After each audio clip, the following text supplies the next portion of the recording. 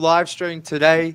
We are going to be recapping, reviewing, whatever you want to call it, the Pistons offseason to date. And have a very special guest here, a friend who joined us throughout all the first week of free agency. I've got Kyle Metz, Pistons salary cap guru, joining us again to go through it all. Kyle, what's going on, man?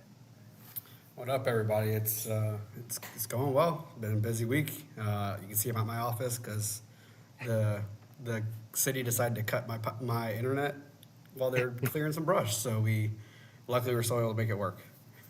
No, I appreciate you making the effort to jump on, man, because it's been now, I would say, pretty much a month since I think we reacted to the first 3 or 4 days of free agency together, and but we've had now around 4 weeks to digest everything, and we're going to go through to remind everyone the deals that took place.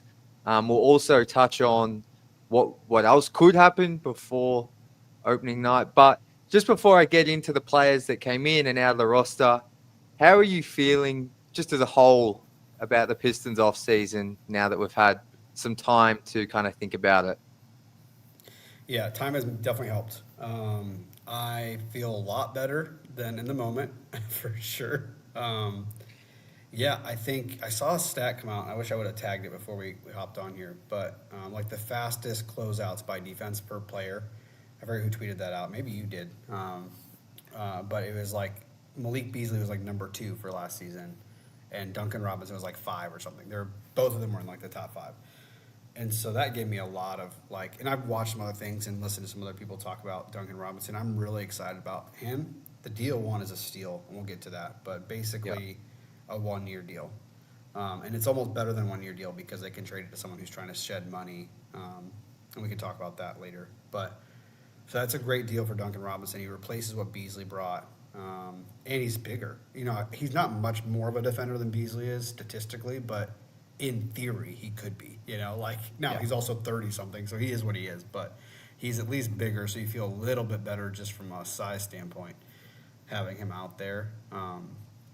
And then, yeah, Caris LeVert is just okay. It's okay. It's an okay signing. They had to pivot to that. I don't hate it. We'll see what that is. But yeah, I think overall, considering what they had to deal with, I feel like they're at least as good as they were. Maybe slightly different, but they basically got the pieces that they had in place last year, and they're adding Ivy. Yeah. So if Ivy can be 85% of what he was before he went down, like that's gonna be at least comparable to what THJ brought, if not more. Right. So there is potential to be better this year. That's there. It's just a matter of what guys do. Yeah, and then you think the internal improvement with Asar having a full off season, some things like that. I think Ron having a full off season between those guys, like I think there is potential to really take another step forward, even if it doesn't mean more wins. To be like it's legitimately the young guys carrying it rather than last year it was like the vets that were carrying it in a really obvious way. The vets and Cade. I think this year it could be. You can see that the younger guys even taking more on, and even if it doesn't mean more wins, but you see that this kind of shift to the future. So I feel okay. I feel okay about it. I think, yeah, no, I think that's definitely fair. And for everyone watching, more people are going to filter in as the episode goes on. But if you have any questions for us or Kyle specifically about the cap, we're going to talk about what they have left later on, like how they can sign other players. But if you have any questions, please drop them in and we'll get to them at the end. But I think, Kyle, like, I think a lot of fans probably are quite similar with you as like free agency played out, as we saw, like everything pretty much always happens in those first few days. And obviously the Hawks and Magic, at least in the East, were like kind of seen as some of the big winners. But I think as it's played out and we've seen what happened, I think like everyone's starting to feel okay to better about it. But let's kind of recap what the Pistons did. And I might get you to touch on go into that Duncan Robinson deal a little bit more, and we'll talk about the traded player exception as well. But just to recap, the Pistons signed Caris LeVert to a 2-year, $29 million deal. They added Duncan Robinson on a 3-year, $48 million deal, re-signed Paul Reed to a 2-year, $11 million deal. They acquired a second-round pick and a $14.3 million trade exception for Dennis Schroeder, and they also signed Colby Jones to a two-way, and Dennis Jenkins, they re-signed him. So maybe let's start with Duncan Robinson, Kyle. Can you just update or remind everyone of the way that deal was structured? Because I think a lot of us, when we saw 3 years, 48 million, were like, oh, wow, okay, that's a lot. But um, just for those that might have forgotten, just explain how that deal is kind of structured.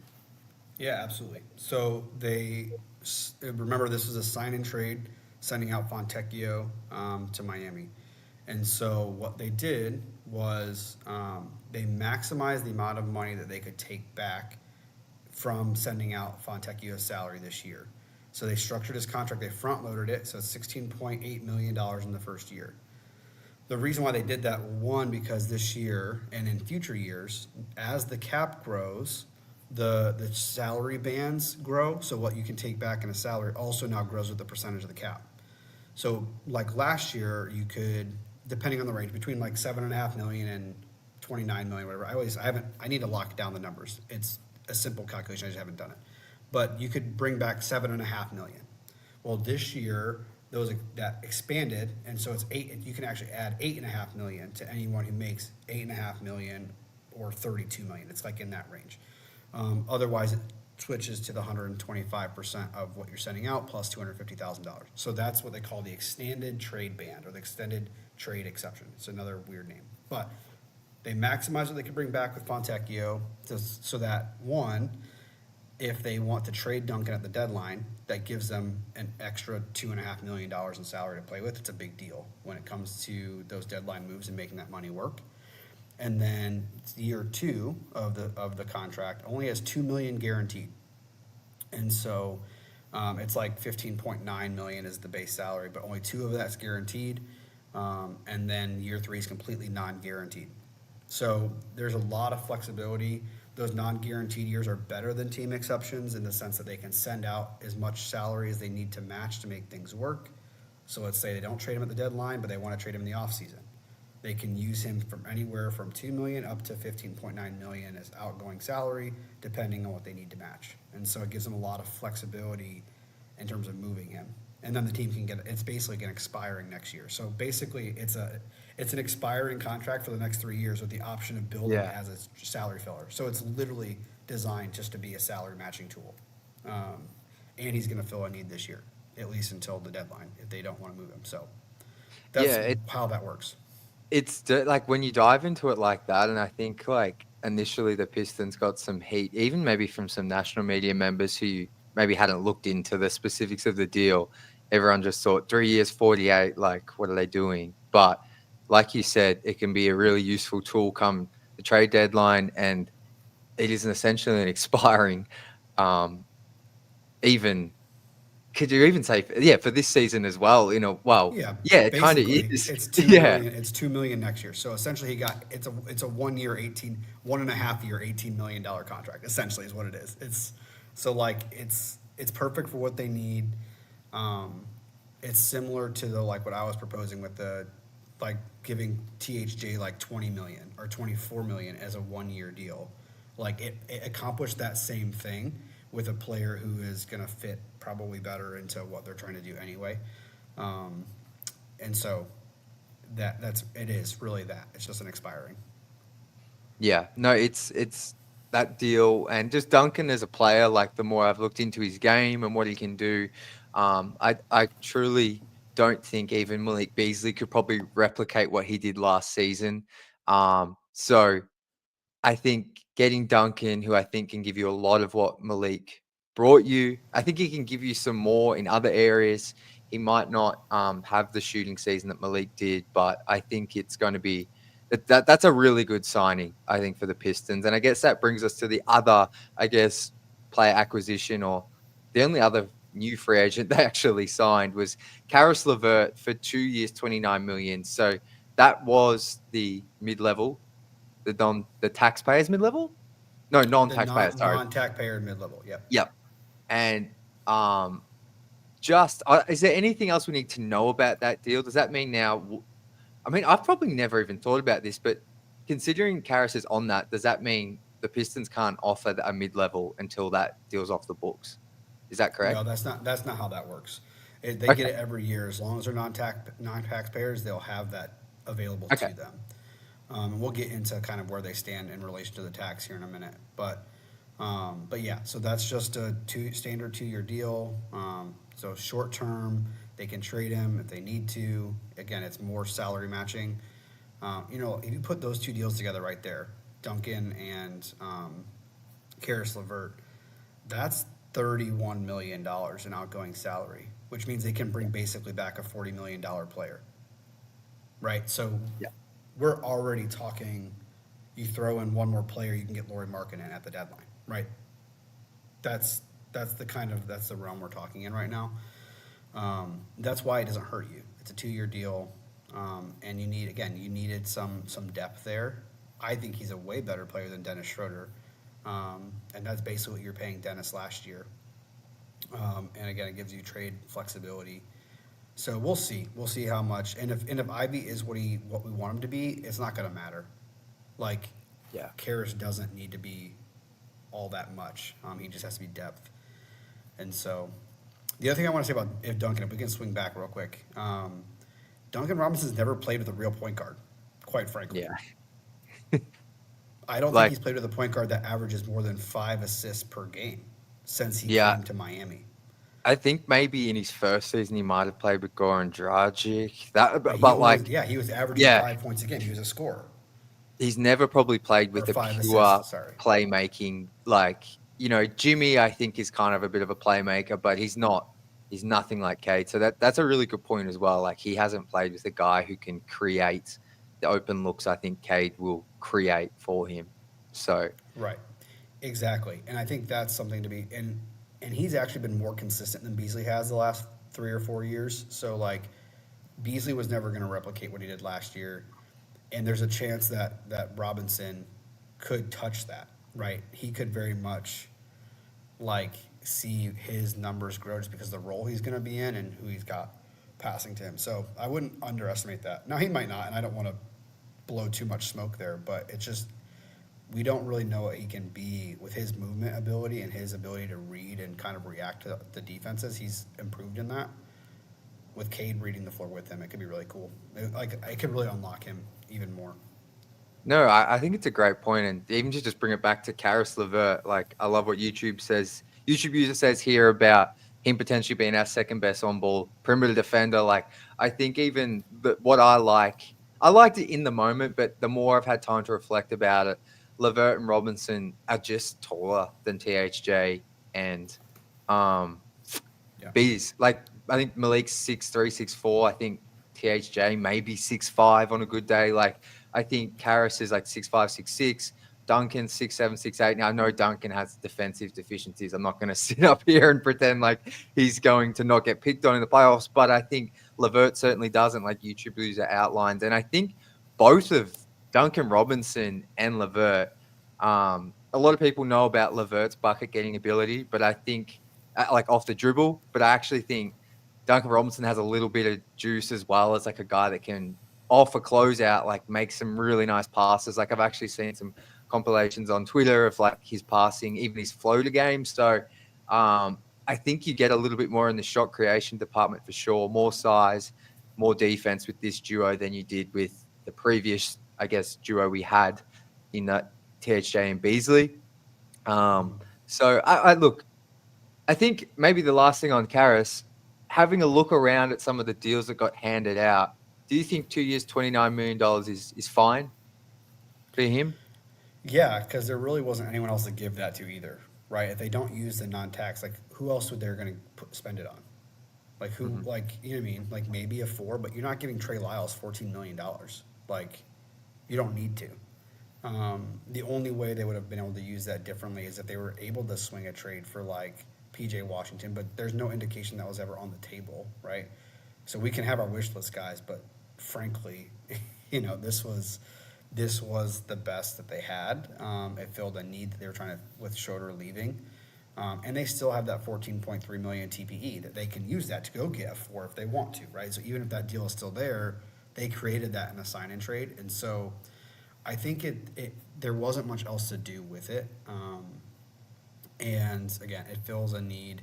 and he's familiar with coach, and so I think that's important to not under the vibes were so good last year, and Malik was a big part of that. Frankly, like he was one of the vibe guys. Like, and to not have him around, like to have another guy who can help, who's been with JB before, who's not going to come in and disrupt the culture, and know his role and appreciates like what JB did for him in the past. Like he had his best 3-point shooting season and his best defensive season under JB, and so I think that's something to why they targeted him as well as a guy to bring in. So, Yeah.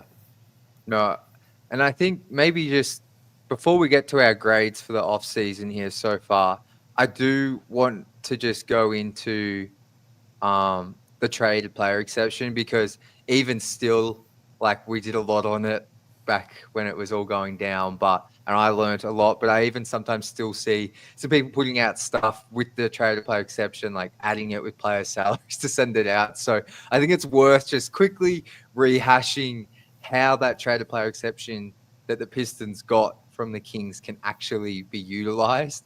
So I'll turn it to you just to do your 30 seconds to a minute spiel on the 14. It was $14.3 million traded player exception they got back, wasn't it? yeah, I'll break that down because this is where some of the confusion is also coming from. But yeah, I'm sure everyone who follows Pistons Jack is you guys already know this, so we'll just everyone, surely all of your followers have gotten this figured out, but just in case. So Schroeder's salary was $14.1 million, $14,104,000. That's what it was. It was the non-taxpayer mid-level exception. That's what he got. So in sending him out, that is what the TPE is, 14.1 million. Like technically, that's the traded player exception is 14.1 million.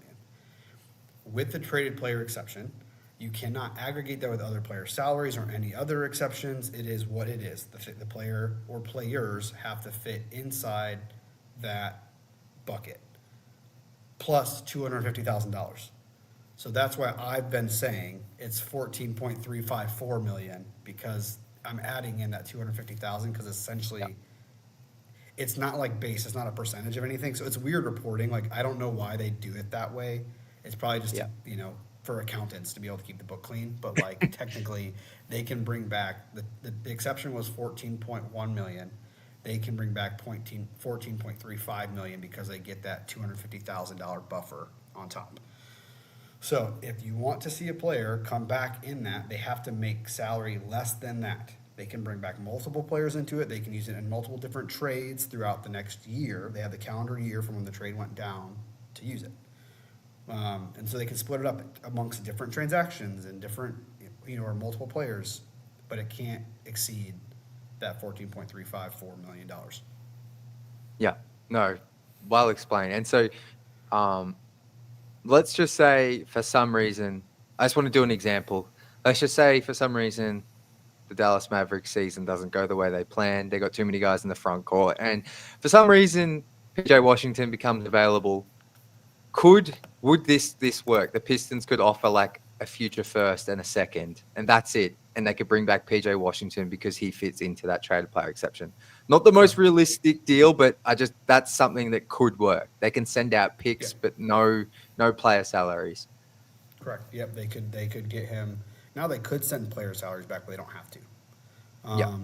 Let's say they want Sasser in a pick, so they can send Sasser out and put him into the trade exception, and then they create a new trade exception for Sasser's salary, which would be tiny and be kind of pointless, but it would technically be how they would structure it that way just to do it.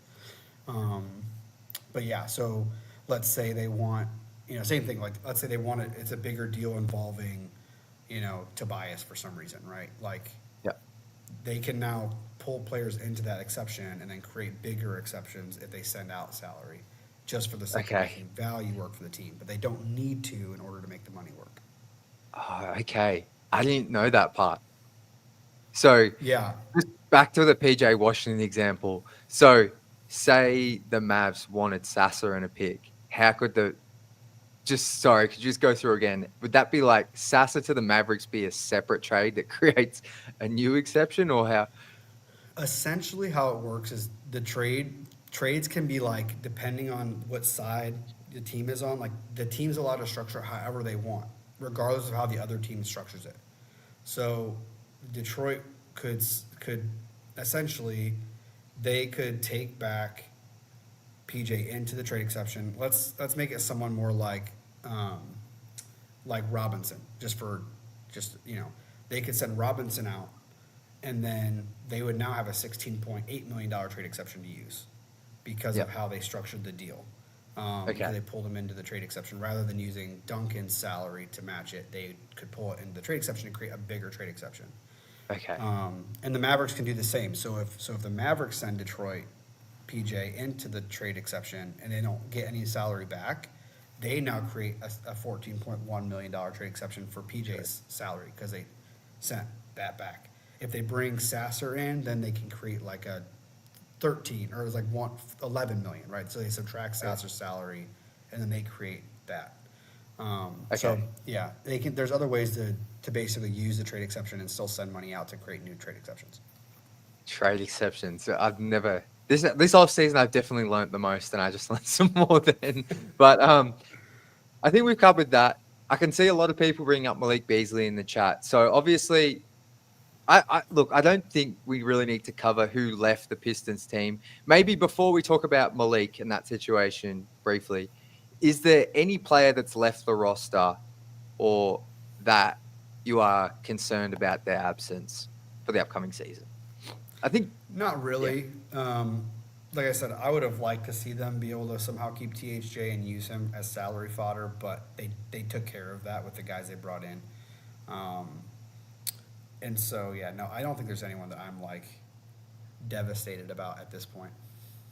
Yeah, I think the more I've thought about it, like, I think a lot of fans, probably the one, like Malik's situation is so like its own thing, so I can't even really put him in here. But I think Dennis Schroeder's probably the player I've seen the most where fans are like, I don't know how we're going to replace him. Like, not dismissing Ivy, but I actually even think like Dennis made some big shots in the playoffs, and I've really enjoyed having him on the team. But I'm actually not sure him and Cade as a duo, the numbers were great.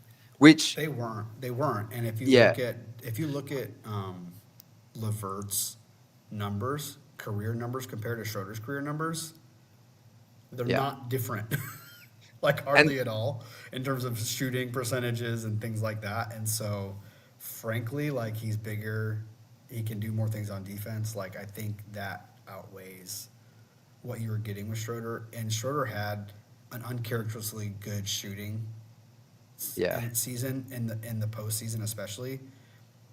That's high variance. You can't count on that again. And so, like, yes, it got us close to winning. Like, we won 2 playoff games, but we're not talking about a guy who helped us get to the conference finals. He was a Yeah. guy who was there for half a season, had a few good games in the playoffs.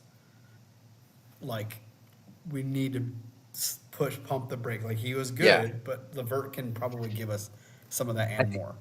And I think like he was kind of just right time, right player. But I think with who the Pistons added, who's returning, I think it's fine. And ultimately, I think the Kings signed him to 3 years, 45 million. I believe the last year might not be fully guaranteed, but I Yeah. mean, if that's what it was going to take, then it was just never going to happen. But I just want to shout out Devon and YouTube user Mr. Jones, who are all asking about Malik Beasley. So I appreciate you all watching. But YouTube user has this question here, which will bring us into the Malik Beasley situation. So YouTube user says, if Beasley wants more than a vet minimum, would Detroit be able to outbid other teams with the biannual exception? And just before we answer that, there's been a fair bit in the past week, I want to say, I think Malik even said some stuff on his Snapchat today. I don't have Snapchat, but I think I saw Pistons Talk might have posted the clip. But everything that's kind of coming from Malik is positive in the sense of like he's going to return. Now, to be honest, I don't put a whole lot of weight into those comments, not because I think Malik's a liar or anything. I just think like with his situation, he has to be positive. So, of course, he's going to say he's innocent and all that. So, for me, that's my kind of stand on it. But I guess, Kyle, we'll get to this question next. But if Malik is not guilty, do you think the Pistons are potentially holding that 14th roster spot right now? not like, even if it's only like a 1% chance that this somehow blows over before opening night, do you think there's a chance they're holding that roster spot open in that very unlikely event he is available to be signed? It's an interesting question. Because I think right now they have, what, 13 players under contract. So they need Yep. to get to one. I believe they need to get to 14 by opening night, Yep. and then they have 15 roster spots they can fill. Yep. So they definitely don't need to keep 14 available for Beasley. I think they'll fill that, and then might keep 15 open, depending on what they do. There's a few things at play here. So one, they actually still have Beasley's bird rights, or non-bird rights, more specifically, which means they can sign him to up to $7.2 million. Was actually the most they can sign him up to 4 years, 30 million.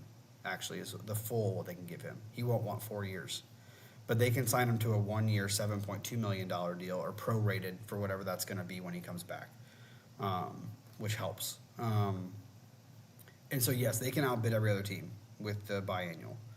And they're going to hold on to those rights because they're an overcapped team. They don't have to get rid of those rights. So they can hold those into the season. It doesn't affect anything. Really, they don't. So that's that. So if they want to do it, it's very easy for them to do so. They could just give him the minimum, but they can also give him a little more if they want. And then what that does is it unlocks early bird rights for next year. So if he does ball out and it's clear and whatever, then they can give him like 12 million or 14 million, which will be closer to the non-taxpayer. Like they can get him closer to that with his early bird rights. So there's mechanisms to help to do that, to outbid teams and get him back if they want him. That being said, there's a lot of shooting guards on the roster already. They've replicated what they wanted with him through Duncan Robinson. That doesn't mean they won't do it, and doesn't mean they can't do it. And just, it's not a bad thing to have on the roster, but they still have other needs. They do have a backup four. They have a hole there, unless they think Ron and Asar are going to fill that, but I don't know that they're fully on board with like that being the only minutes they have there. I think more like what they're doing is keeping those roster spots open to do a consolidation move. Okay. Or like they'll probably bring in a backup four. They're probably just waiting to see what after things are being held up right now with the Kuminga stuff and the other restricted free agents, and so they're probably just holding out because maybe Horford gets tired of waiting for Golden State, right? Yeah. And they can offer him the biannual or something like that, or they can work out a sign and trade to use the TPE with the Celtics or something, So No, I think that's what they're doing. Is there, I guess I just want to finish on the Malik stuff first, because what you brought up with the roster spots is where we're going to go next. But how, you kind of touched on actually talking about how the team already has shooting guards and a lot of players looking for minutes in that backcourt. If you can get him, though, my stance has just been I kind of never just, once this investigation happened, I was like, nah, he's not going to be on the Pistons. And then we saw the signings they made very quickly after. But if you can get him on one of those deals you mentioned, it's kind of I know we drafted Chaz Lanier. I know there's Sasa, but I would just kind of try and make it work, I think is where I'm at. And because the only way he's going to be on this roster is if this thing blows over and he's not guilty. So we can't really factor any of that into him being, I see a lot of people talking about him being not being a culture fit because of all of this. But I think if he is signed back to the Pistons, it's because none of that was proven guilty. So that's where I'm at. I would just probably bring him back on one of those deals you outlined and then just try and make it work because of how good of a shooter he is. Yeah. And there's no reason not to, but again, it takes two to tango. He could decide. Yeah. He could look at the depth chart and say, I don't have a chance to play. Great point. Or it's not going to be, so I'll take $2 million less and go sign with somebody else that has more minutes for me. There's a contenders that can give him. I mean, frankly, too, the minimum at this point in his career is also almost $3 million or a little over $3 million.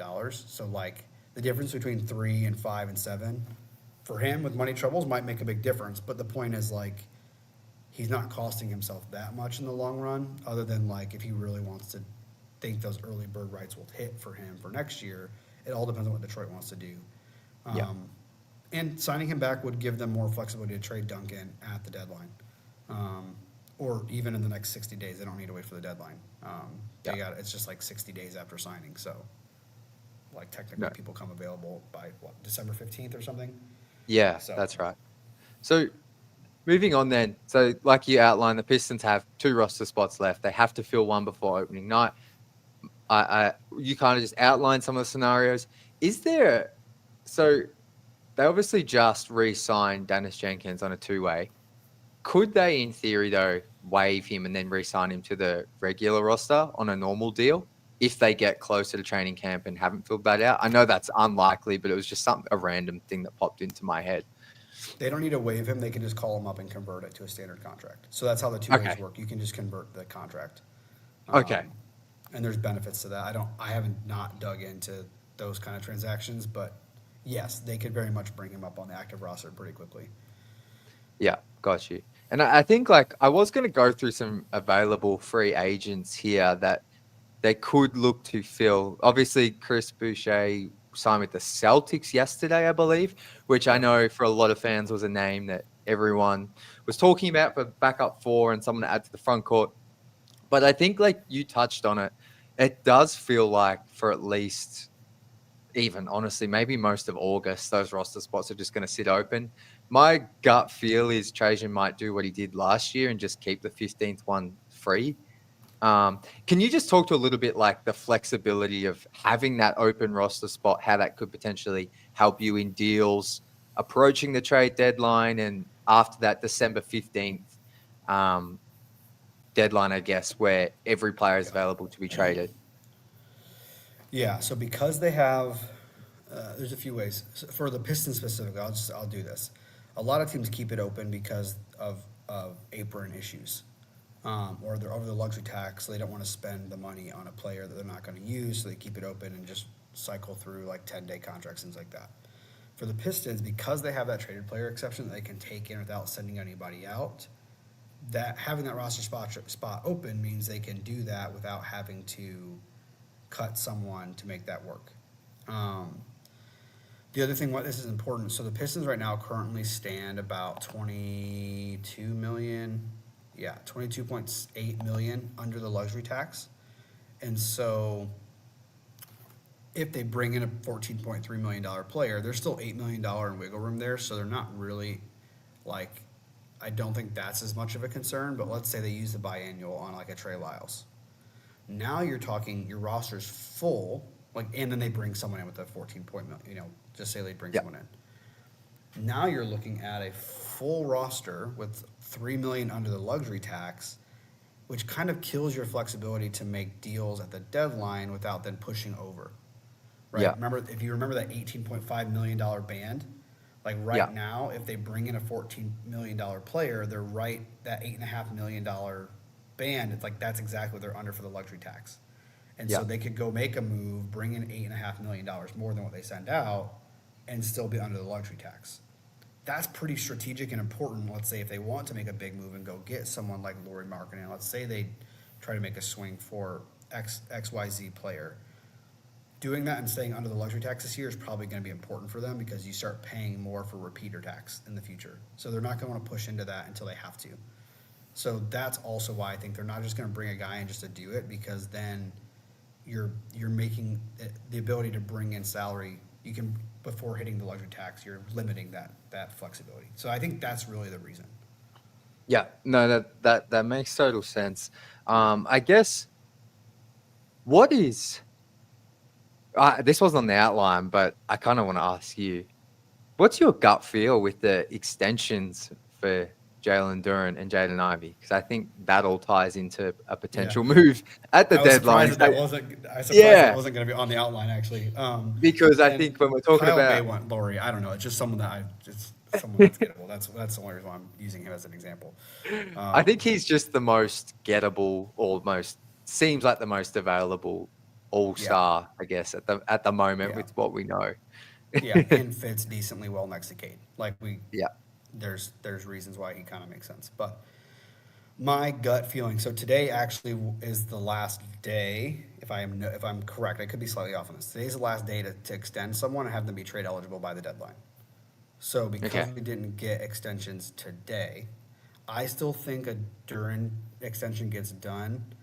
Um, what's up, Camille? It's good to see you, man. That's a joke.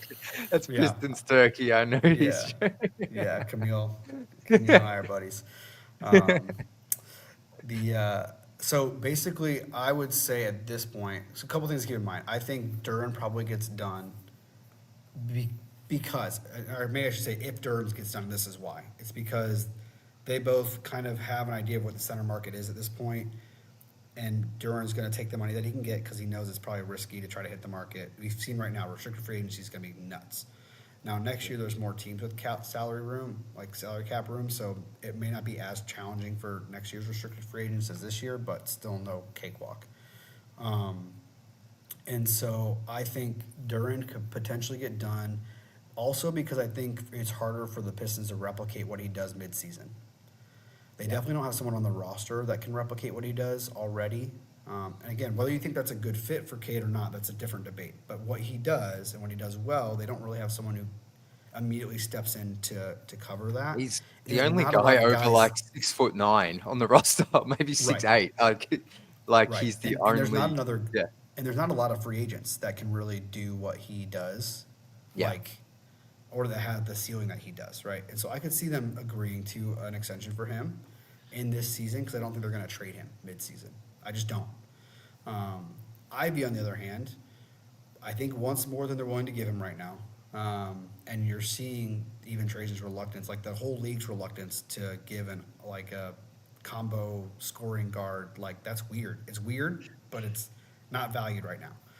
And given the fact that Especially like combo scoring guards that haven't proven they can be starting players on a winning team. I think that's the through line with like Monk, yep, Colin Sexton, some of those other guys like that. I think there's real value in those guys that have proven they can be starters on winning teams or playoff teams, but none of that. Yeah, it's yeah. super interesting. Well, and yeah, and so I think so yes, there's so much I want to say about this.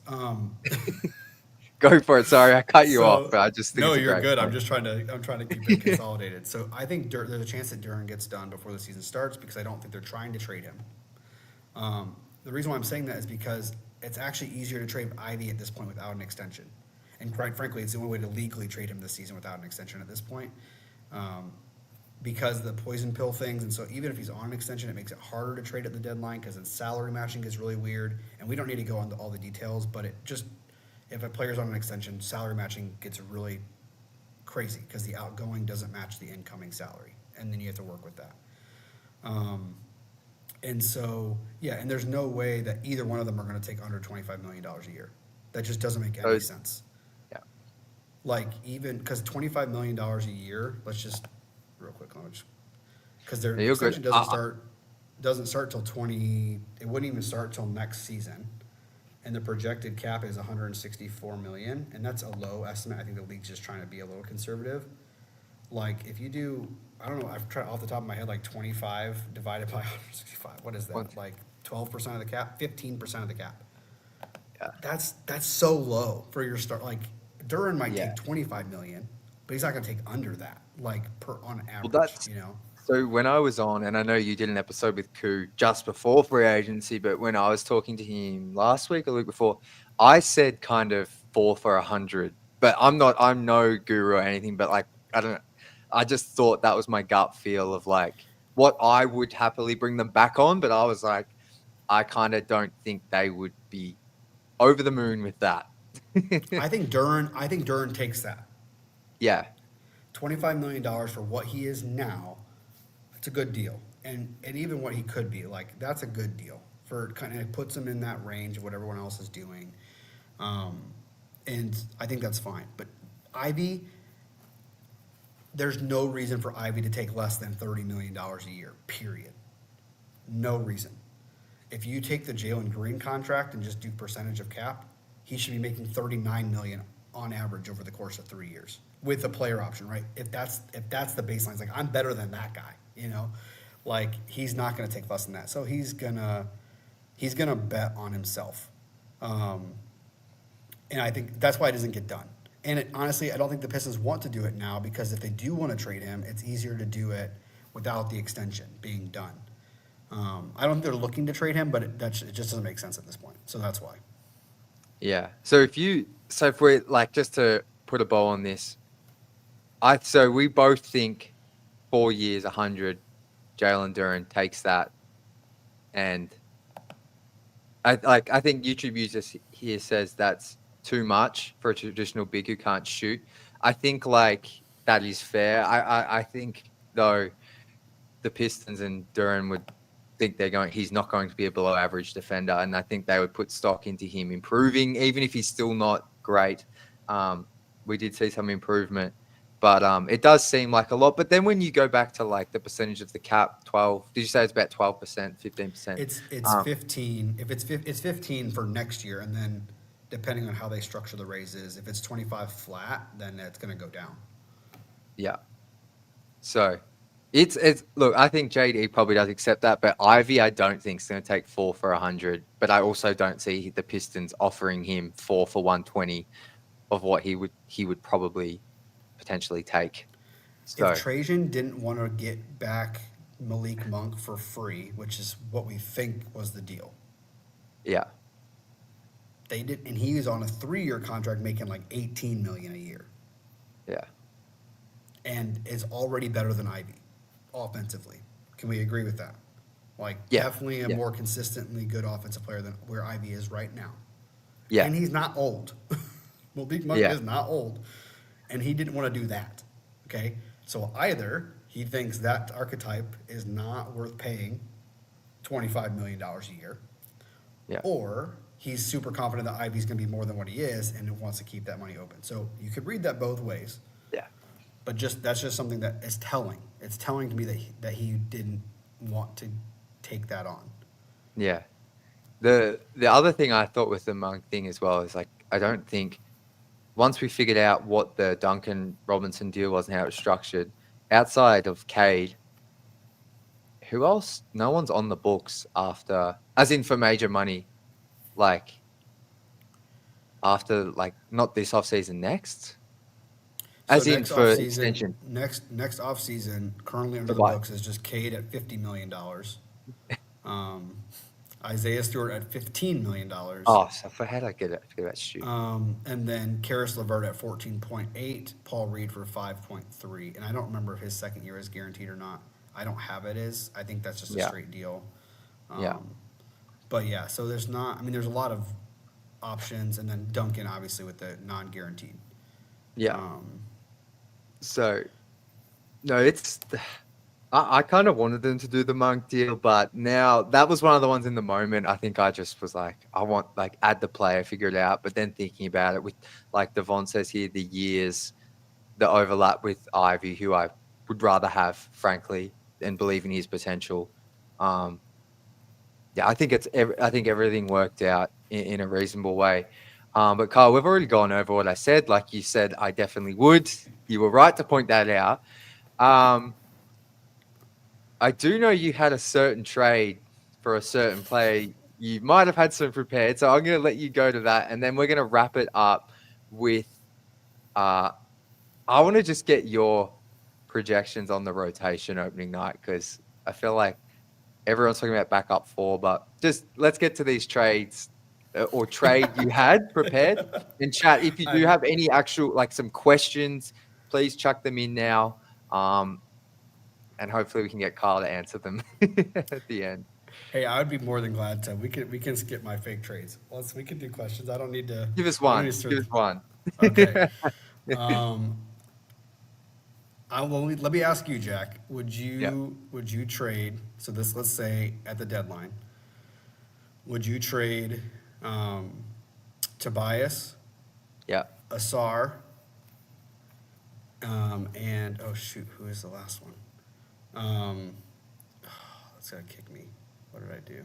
I think it was LeVert, maybe. Hold on, I'll pull it up. Sorry, this is bad. This is bad podcasting. No, you're good. Okay, Tobias, Tobias, LeVert, and Asar. Yeah. To the Bucks for Giannis, Bobby Portis, and Gary Harris, plus all the first we got and and so it's costing you all the first and all the exchanges Yes, I and maybe would. some seconds. I would. Yeah. Like, I obviously Asar's like Cade's obviously in his own tier, and I don't think the Pistons will ever trade him at least for the next. That would be crazy. But apart from Cade, Asar's the one like that I would hate to move on from the most. But it's like if you're still keeping Ivy, Duran, Ron wasn't in that, was he? Nope, it's Then then I'm you're doing taking it. Bobby Portis back with a TPE, Yeah, and I'm doing it. you're getting your backup four, and you're getting Giannis, and then you're And trading all of it. I know all your firsts are gone, but it's like I still feel confident. Like you've got Ron, who's only going to be 20 years old, and I'm not sure if he's going to be an all-star, but his peak outcome is, I think, an all-star. You still got enough young talent where it's like I don't mind selling the farm, and players are going to want to come to Detroit if you've got Giannis K. So yeah, obviously I hate like Asar. Like I said, he's after Cade, he's the guy I would hate to part with the most, just because of the untapped potential and what he brings and just the impact he has. But like, yeah, I have to do that. Having I have to Giannis done the makes him heartbeat. a little redundant too. Yeah, Like exactly. Like, and you if you're have to say keeping yes to this. Ron, yeah, like I think that's like, I yeah, think if there's you, a 0% chance the Bucks say yes to this, but yeah, is like that's like like the bare minimum salary and being able to bring yeah, Portis back in the TPE. yeah, Like that was yeah. I don't think it happens, but it's just one of those like I was when they were talking about how Giannis hasn't agreed that he didn't want to trade yet or whatever. Like he hasn't said anything, so I was yeah. like, well, let's see what can we send out.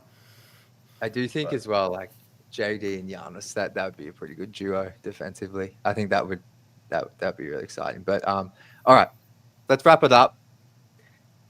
Rotation.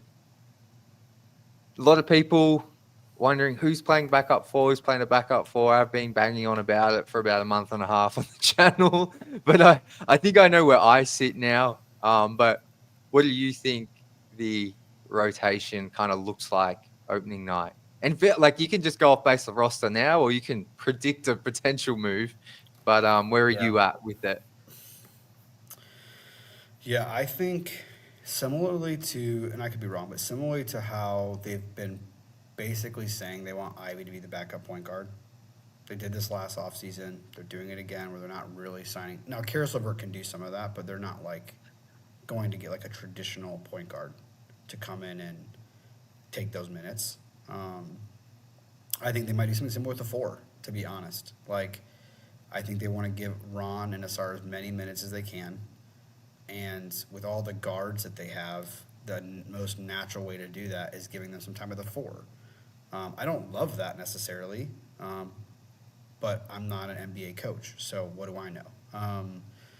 Like I do think Ron and Asar have both bulked up for a reason, and I think Ron can play some four. I do think he's got the ability to do that size wise, and so I do think most likely that's what we see.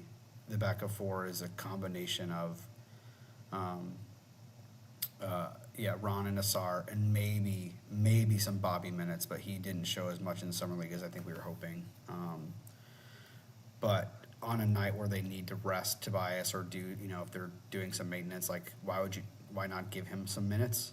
Like he's got an NBA skill on passing, he can rebound. So at the very least, like, and if they're playing a team with a slower four, like if they're doing a really big, like, let's say it's like, well, I'm not going to go there, but like if they're playing a team that has like a four that they think he can stay in front of, why not give him some minutes and see if he can unlock some things? So I think that's what they're going to do. Yeah, I I think think you're right JI there. starts. Yeah. So so go ahead. No, I think even though Bobby, like, I know his summer league was disappointing, and shout out to Deuce for joining us. Appreciate you, brother. But I think he is a guy like we even spoke about with Duncan Robinson that could benefit playing alongside someone like Cade or Ivy. So I think at summer league he was being asked to. His worst moments, Bobby, I thought, were when he was being asked to play make and have the ball a bit too much. And that's what summer league's for. He was disappointing. I'm not making excuses for him. But I do think you invested pick 37 in him. I think he's on a fully guaranteed deal. Like, I think Trajan's definitely going to want to see him, not regularly a part of the rotation, but he will get minutes this season. But I think ultimately, yeah, it's going to be You brought up Ron and Asar adding weight. I think Ron today posted he's added 15 pounds. We're talking kilograms here, so I'm not sure what that is, but that's added weight and muscle. So, yeah, I think I'm pretty much aligned with you on that. But we do have a question here from Camille. Kyle, do you think we'll be paying the luxury tax next year? I assume, I don't know if he means in season with a trade, or can that even, yeah, I'll just let you Yeah, answer. like by next season with the offseason moves and stuff. I would be surprised if they're not. But there are definitely ways to get better and not do it next year. It really comes down to if they extend Ivy and Duran, if they extend either of them, if they go away from that route, maybe they move both of them and, do make a bigger consolidation move for, the next disgruntled star, whoever that would be. So it's definitely like if all things continue and they get better this year with the guys they have, let's say they extend one of Ivy and Duran, and then they do make a move to go get, they send out Duncan and some of these guys, like they'll definitely be close to the luxury tax if they make another, if they bring another guy who's making 35+ million, then yes, they'll be close to that. It would be hard to be competitive without being at the luxury tax at that point. By 27, 28, if they're not paying the luxury tax, something's gone horribly wrong. Yeah. It means Asar never really lived up to, like, didn't add any offense and is only a defensive specialist, so he's not going to get a max extension. It means that neither Duran or Ivy got extended and they didn't replace him with anybody. Like, so 27, 28 is probably the year that they're going to be, that they'll be hitting that and expecting to be like top 3 in the East every year. Yeah. Otherwise, you're kind of soft resetting around Cade and figuring something out because they didn't make a move to try. Yeah. That's my thought. So maybe next year if things go well, but definitely can be competitive and improve without doing it next year if they're savvy about it and don't want to pay it next year. Yeah. I do think with what we've seen from Tom Gores as well, he's still going to be paying for that Monty Williams contract. I think as well, I don't think we should have too much fear about any ownership interference with paying the luxury tax if the team's winning as well. But that's going to do it for today's show, guys. Kyle, thank you so much for jumping on. Everyone, please go follow Kyle on Twitter at KyleMetz23, as you can see across the bottom there. Especially around trade time, off season, fake trades, teaching us all how to understand all these rules. I'm still learning, but Kyle, really appreciate you, man, jumping on and taking the time and even relocating to jump on the show. I hope your office isn't too far from your home, but yeah, appreciate you, my friend. Yeah, not too bad. Pray for my wife. That was hopefully my son went down for bed while I was gone. So. Well, man, we'll let you get back home. And yeah, everyone, thank you so much for joining us. We'll be back later in the week. But until then, as always, go Pistons.